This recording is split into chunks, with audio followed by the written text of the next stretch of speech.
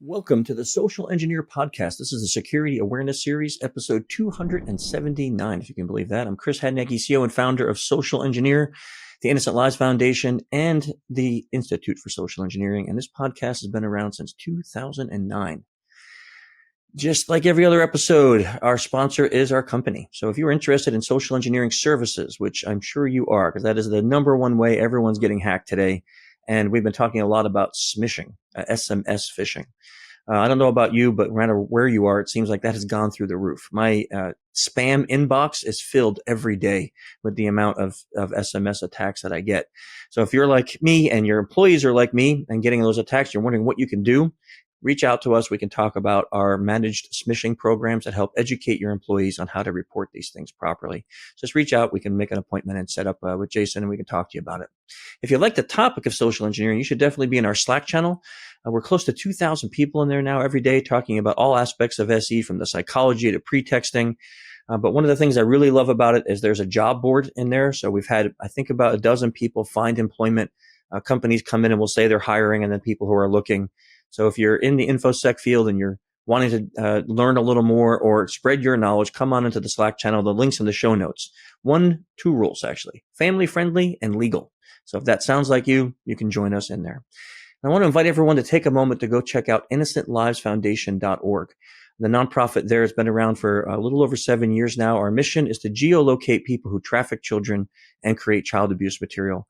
And I'm so proud of the people over there. We're now over 535 cases that we've handed into law enforcement in these 7.5 years. And we just keep going. So it's a really great team over there.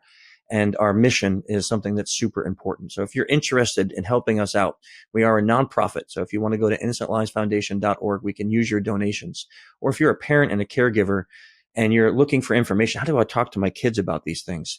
You can get information there on the website about that. And sadly, if you were ever a victim of one of these things, we have a wonderful doctor that comes in and writes articles on shame and trauma and how you can deal with those things. So there's a lot of information on the site. Go check it out. And I'm sure you'll find things that are interesting to you there. And if you, just like I was talking about the ILF, we have an amazing board over there. And one of our past board members is Neil Fallon. He helped me start the ILF.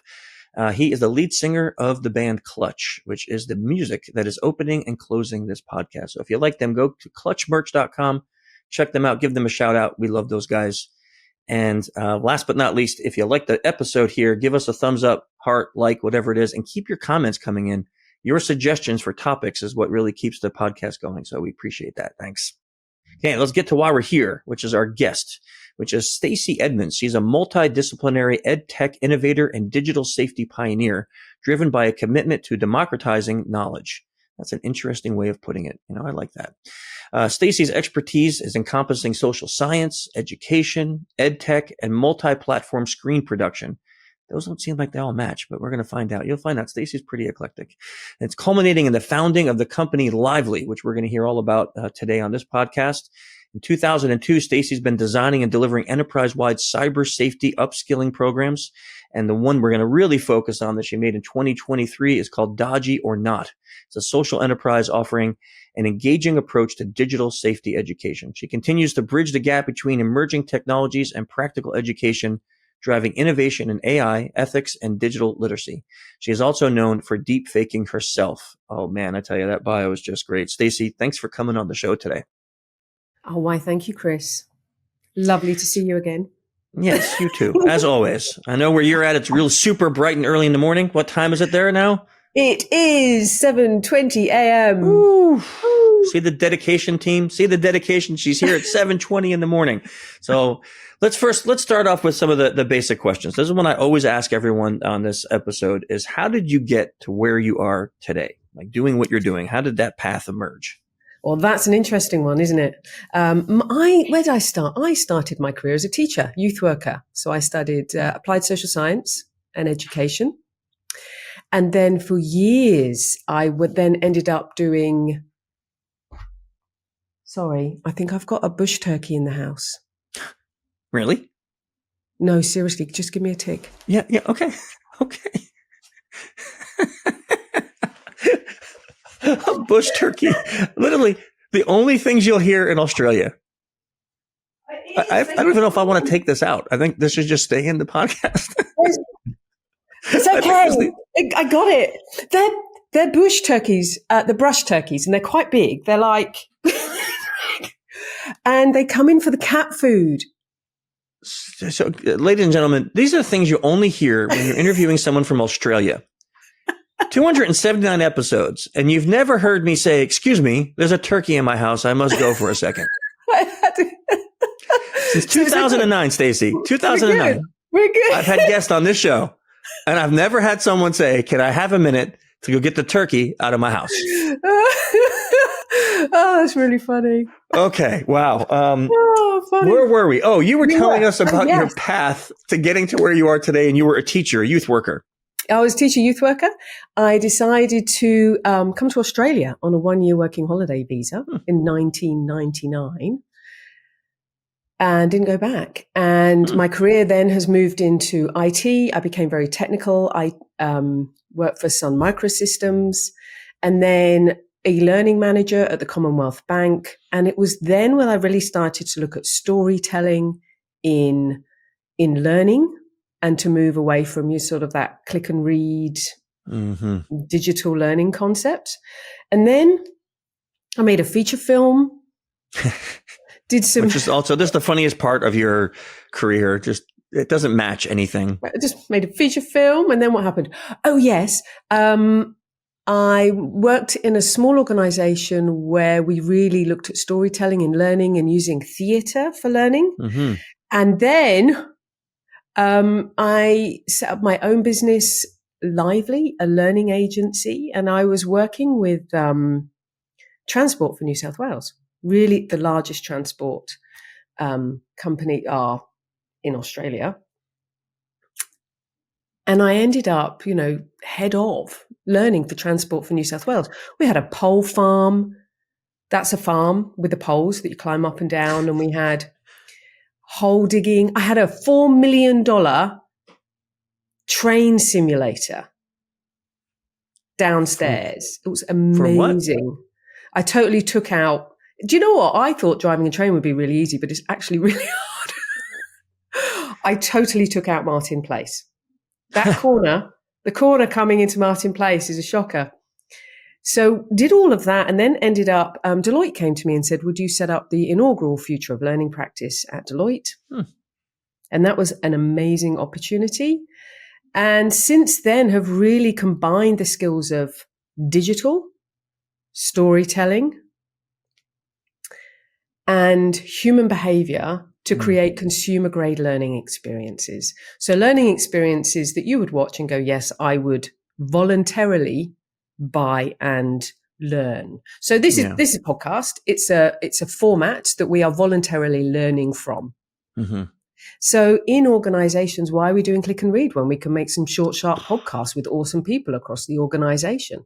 Yeah, I don't know, because I think I was reading a study about the ineffectiveness of CBTs, like how scientifically they've been proven to not work, right? To not work. And yet this is the thing that we see most organizations using for phishing, vishing, smishing, impersonation, ransomware, every other type of education. This is what they're using. So talk to me about Dodgy or not. What is it? Oh, yes. Dodgy or not. I was just going to say, I remember working in an organization. I said, look, I've actually done this, Chris. I said, let's do a test. On one floor, we're just going to make posters of the key messages and we're going to put them in the toilets. Okay.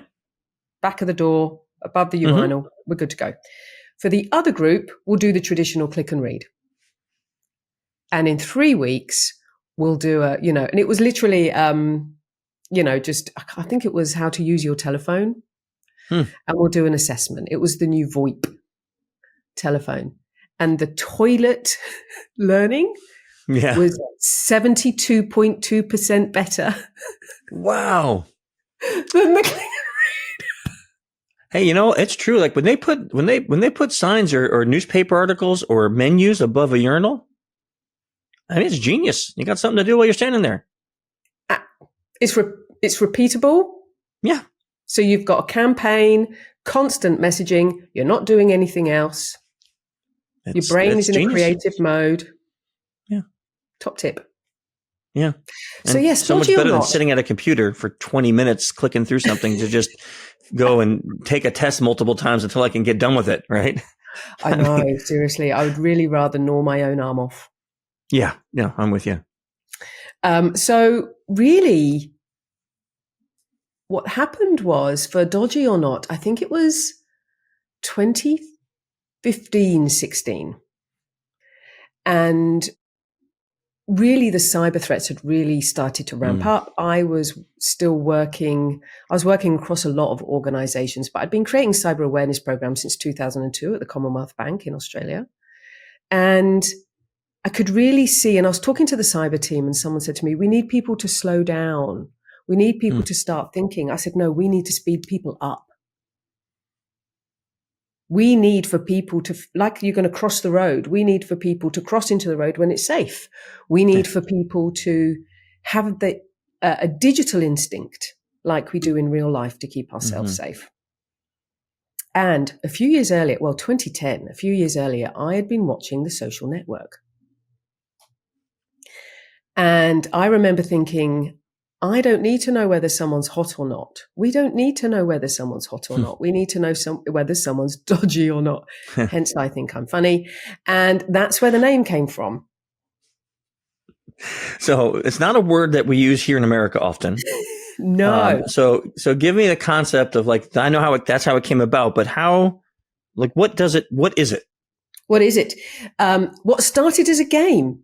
So if you think cyber meets Tinder, dodgy or not, dodgy or not, dodgy, not, dodgy, not. And then what you do is when you go dodgy, you get instant feedback. And we're going for you, depending on the format, whether it's a text, a message, a vish, a smish, deep fake, virtual reality game, social media message. Really just the key dodgy tactics. There's emotional pressure. There's a sense of urgency. The URL is dodgy. It's too good to be true. Yeah. And so it really is, we're not taking everyone through this whole experience. It's don't step into the road. We don't need to know the pig butchering scam from go to woe. We don't need reams and reams of information. We need to know how not to step into the road. And so when I was at Transport for New South Wales, I designed it before, took it into Transport for New South Wales. And again, we did a test. So we had a group of people who did traditional learning, a group of people who did no learning, and a group of people who played dodgy or not. And then we did a phishing test. And what we found was the group of people who did no learning probably stayed around the same. I mean, the click-through rate at that point was around 29%. So not great. No, and that's then, not great at all. It's not great, is it? No. And then that's for the high. people who did the traditional learning, which is kind of, a 15, 20-minute click and read type. Yep. I remember the stats going from 29%, and for a short period of time, they went down to about 24, and then went back up to 32. The people who played the game, the click-through rates went down to 4%. Wow. In a 3-minute game. And what was the time period for training? Like how long did they use the app before you took the test again? Like before you tested 1 month, 3 months. 1 month, 3 months. Okay. Yeah. And wow. And people went back to the game. So how many people go back to their click and read? Yeah, I if I can avoid them, and here's the thing is I have some clients that we have to take like their training every year so they could say their vendors do security awareness training. Yeah. And a lot of them, they send you these things, right? And I'm also a professor at the University of Arizona, and every year I got to take their CBT training, and it's like the worst 30 minutes of my life, because it's like literally just, sorry. You just literally click, get to the end, guess the answers, you get it wrong, you go back, guess another one, get it, just till you pass. It's I'm really sorry. I am a learning apologist. Yes, because they're terrible, and the thing is, even the people who send them out know they're terrible, and they'll tell you, I'm really sorry you have to do this. And it's like, if you're sorry, then let's change it. Let's use something like this. Sounds amazing. Gamifying security awareness education has been proven to really, really work. People get engaged, get involved in it. Well, here's the thing. I've always said this. So, I've created learning in every subject area, data management, everything, leadership, management, everything. The thing about compliance and scams and fraud is it's a great subject, right? Yeah. It's personal and it's a great subject. And so what we do as well is we take all the real scams, they're all real. Yeah. And we put them in the game. Yeah. And then because we've got the daily dodgy, a bit like Wordle, so now we've got cyber meets Tinder. I'm addicted to that game, by the way. I'm addicted to that game. Yeah. So every day, and you get your streak. So what we're doing is we're using social engineering for good and not evil, which I know you're a big proponent on, because we do follow yes. And so that's what we do. So we have the game you can play. But what we're finding now with the daily dodgy, which actually came from our customers saying to us, we want to do this every day. Really? Yeah. We went, okay, we'll put a daily dodgy in. So we put in the daily dodgy, but 95% of people who play the daily dodgy then go on to play the game. Now, my hypothesis was that if you fail, you want to do a few more. And if you win, you're like, yes, I'm on a streak. I want to do a few more. And it actually seems to be playing out. What's interesting is it takes 2 seconds. Like it's dodgy or it's not. Yeah. And so it's working at the speed of life. You're not sitting there going through every of your email and every messages it's bang. You get your nudge. You're primed for the day just to ask one question. Because what I'm seeing as well is there's lots of information. There's reams of text online. There's so much good work has been done, but I feel like we're missing, and back to your point about the name, is we're missing a language. Scams, cybercrime, fraudsters. What is it that people are doing? But actually, if we distill it right down, we just need to start thinking and ask one question. Is it dodgy or not? Is it dodgy or not? Now, then if you do nothing, if you think, could be, don't do anything. Right. Don't do anything. So this is something I talk about a lot when I work with companies or give speeches I hate when people say like, your employees are your biggest vulnerability, right? Because it's like blaming people for all the problems. I'd rather say we can make your people your strongest firewall, right? But one of the things I notice with a lot of people is a lack of critical thought when it comes to how to handle these things. They're too busy, they're tired, overworked, whatever it is, but they lack critical thought. So how does something like this help with the critical thought aspect of human decision making? It really distills it down to really simple. Like, let's go back to the crossing the road. You walk up to the road, you hear a car. Just hearing the car lets you know that it's not safe to cross the road, which is also a bit awkward when we go to electric cars. Yeah. I mean, that's also true, right? You don't hear them at all. You don't hear them. I got a friend of mine almost got run over because she didn't hear the car. Wow. Yeah. Yeah. Okay. So, when we go to Melbourne, there's loads of trams and everything here. I get totally confused. It's very difficult to cross the road. It's like Crossy Road, and I have to start thinking about it. That's it. So what we're saying is, I'm looking at this. That's a dodgy URL. Is it dodgy or not?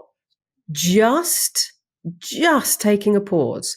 And this is true for fake news as well. So a study has been done with fake news. If people go, is this the right source? Just by doing that, it reduces the rate of sharing fake news by 75%. Really? Just take a pause. And to your point that we're all trying to do things really quickly. And that's why conscientious people move on these things quicker, because we're conscientiously trying to catch up. And that's why you'll get caught out on an ATO or a tax scam first thing in the morning when you're dropping your kids off at school, which happens. Say the statistic again. What was the percentage? 75%. Wow. That's phenomenal. Really? They did I think it was Taiwan. Huh. That was during COVID. And I'll find the stats for you. That was during COVID. And they found that the spreading of fake news around COVID and everything, they had to catch it within an hour of social media and then respond with comedy. Now, this is where we're going back to dodgy or not is funny on purpose. So we're trying, so we're going from it's me, it's my fault, I've been scammed, I'm in it, I now feel ashamed, to I'm being targeted, I'm being deceived. This is social engineering. This is a tactic that is being used on me, which we're all vulnerable to. Yeah. And we're all vulnerable to that. I mean, our basic human nature is being used against us to live and trust and work in groups. Because if we don't trust anything or anyone, we're going to be little rocking people in a corner going slightly insane. Yeah, that's not, I know it's not the answer. I always tell that to people too. It's just not the answer. And so, to your point as well, we've taken out all of that language around humans being the weakest link. It's more, your humans are being threatened. So therefore, let's upgrade your humans, not just your technology. Yeah. So we need to reinstall, we need to upgrade our software to live in the life that we're living now, in the same way as when we got the cars and we needed to put in a seatbelt. We just need to and then how we put road rules in, and then we did a driving test, and we learned to drive in our new life. Yeah. So we do that, and dodgy or not. So I was in San Diego at the EdTech conference earlier this year, and we thought we'd try out the wording dodgy or not. And they were like, oh, and lots of people gave me lots of good feedback. But what was really interesting, in about 24 hours, I was known as the dodgy lady. Not exactly the title you want.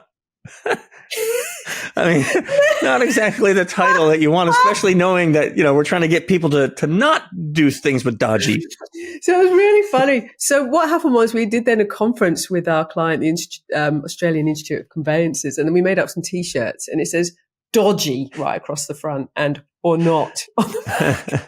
That's great. And so this is it. It's we've got the dodgy dog, the dodgy mentorees, the dodgy squad, facilitators, the dodgy guard, a generative AI dodgy guard that we're building with the Trustworthy Digital Society, with USyd in UTS, so University of Sydney and Technology Universities in Sydney. And we're building the SCAM large language model, the SCLAM, really to turbocharge all of our dodgies or not, because what we do is we customize the game. So for all of our clients, we can bring in all of their dodgies and put them in the game. And so because the daily dodgy is happening, what we found with the Australian Institute of Conveyances, they had a really, really dodgy one with a link, a HR that was coming from the CEO. And so what we did, within 24 hours, we had that in the game.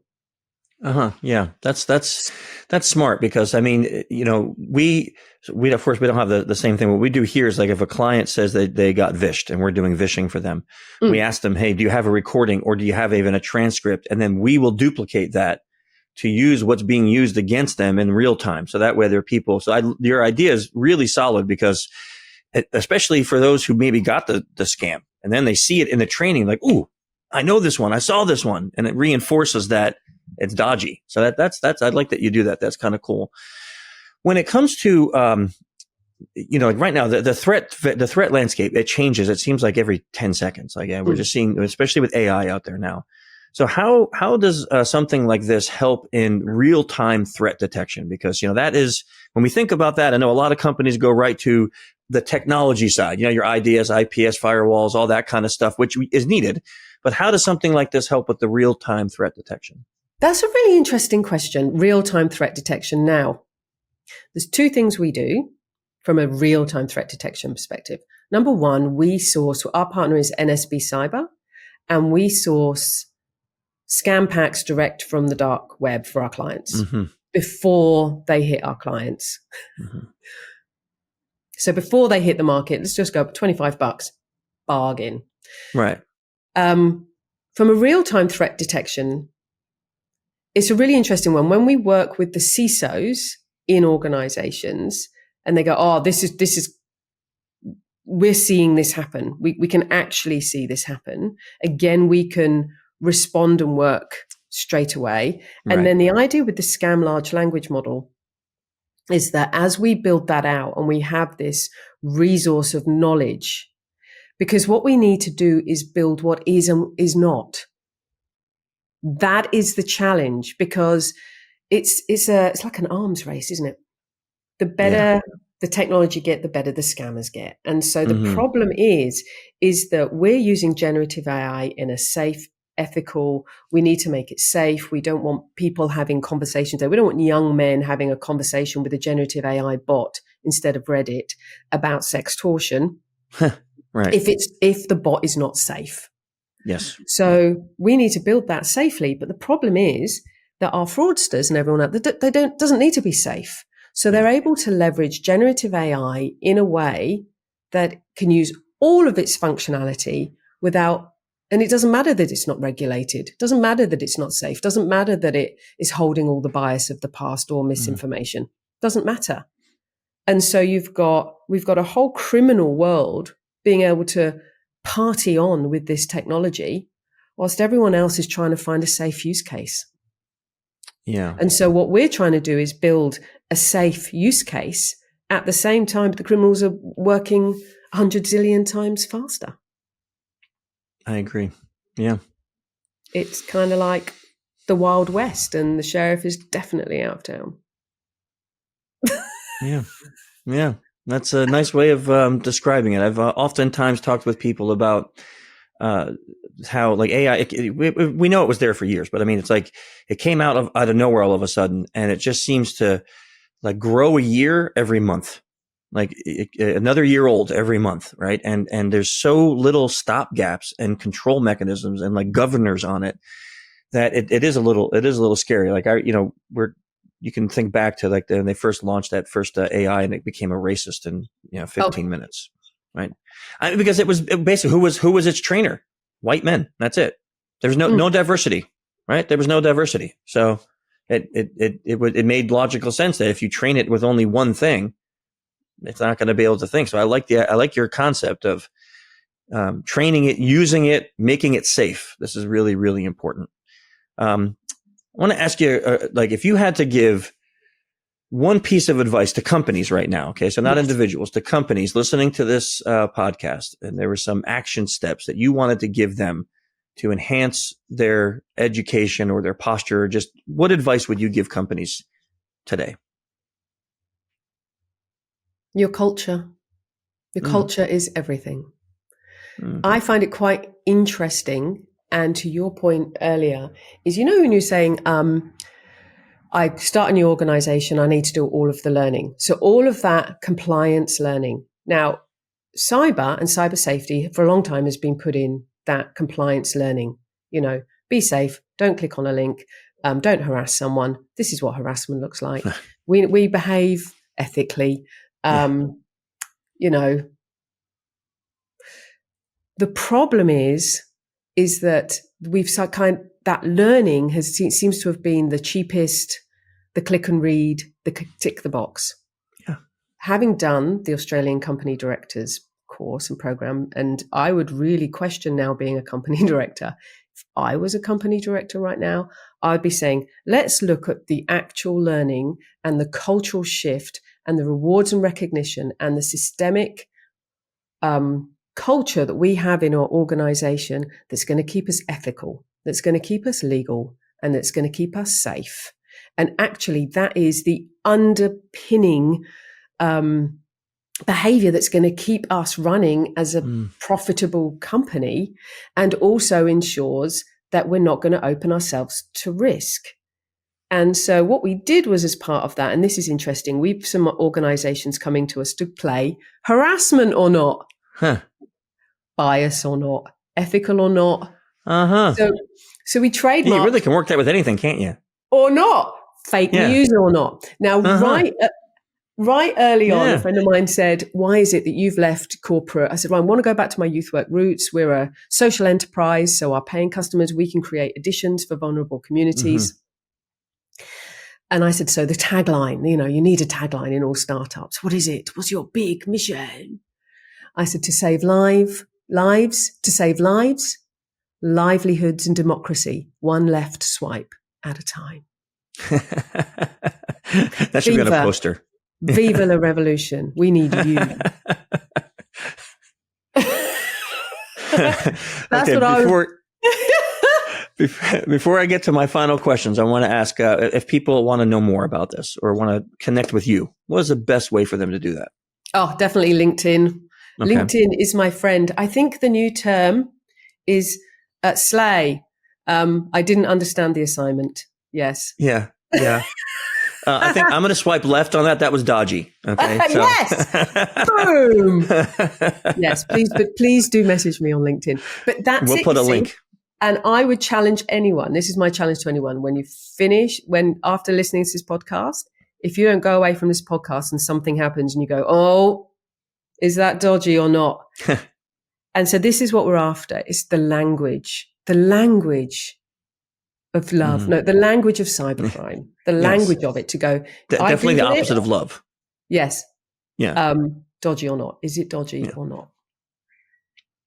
So most of us, me included, I would not be sitting here today if it wasn't for maybe a handful of really special people that I can call my mentors. Different stages of life for different reasons. But when you think back through your career path to here, do you have any mentors that you stay in touch with now that you say, I would not be sitting here if it wasn't for this person?